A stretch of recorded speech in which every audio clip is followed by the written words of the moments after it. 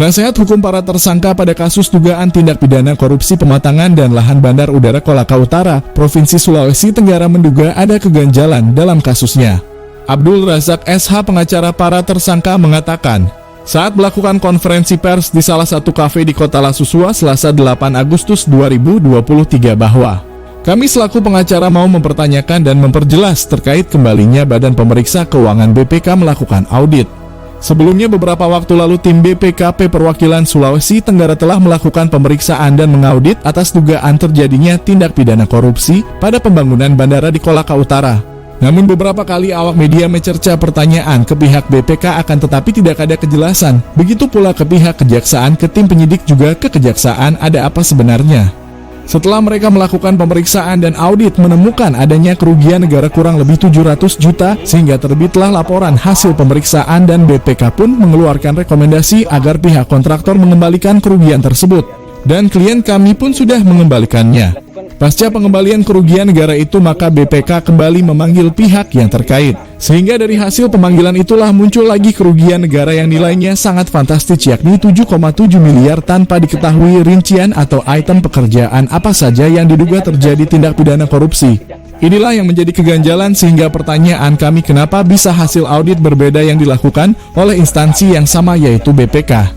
Sehingga Kejari Lasusua pun telah melakukan konferensi pers pasca penggeledahan di kantor Dinas Perhubungan dan atas dasar temuan BPK itu. Dari Kabupaten Kolaka Utara, Provinsi Sulawesi Tenggara, Musriyadi, reporter Palapa TV, mengabarkan. TP4D, apa yang diharapkan dengan kehadiran aparat hukum atau TP4D dalam proyek?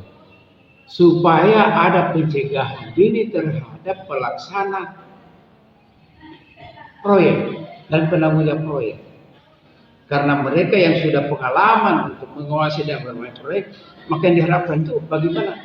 Di sini yang kita berpikir, kenapa di saat ada pengawasan terjadi masalah ini? Karena yang saya lihat materi pemeriksaan ini mulai dari perencanaan, pelaksanaan lelang, sampai kontrak, sampai berakhirnya proyek, itu semua dikupas. Apa yang dicari? Apa yang menjadi materi tersangka terhadap tuduhan bahwa tindak pidana korupsi?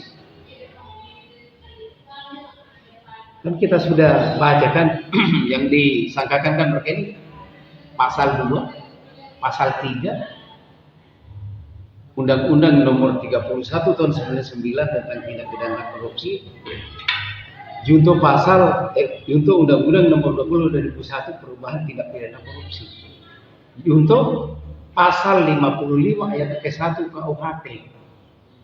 Apa yang dikandung di dalam pasal ini? Tapi ini jangan dulu nanti pertemuan.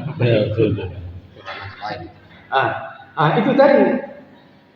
Kenapa sekarang kita pertanyakan peran kehadiran pendamping dari tim kejaksaan? Sekarang ada masalah di mana tanggung jawab mereka selaku pendamping. Hanya kita belum tahu apakah dalam pendampingan ini ada apa sebetulnya, tapi itu menjadi satu pertanyaan terhadap bagi saya. Kenapa ada pendampingan sampai proyek itu berakhir?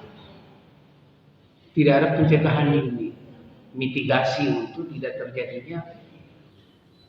Nah boleh. Jadi harus diperjelas karena sudah banyak berita bahwa tersangka telah mengembalikan tujuan itu keliru.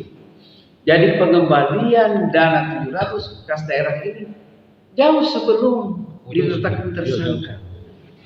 Ini adalah tindak lanjut. Jadi kita harus bedakan tindak lanjut hasil audit dengan kehadiran tim audit dalam rangka menghitung kerugian negara. Sudah ada merek tersangka, ini belum.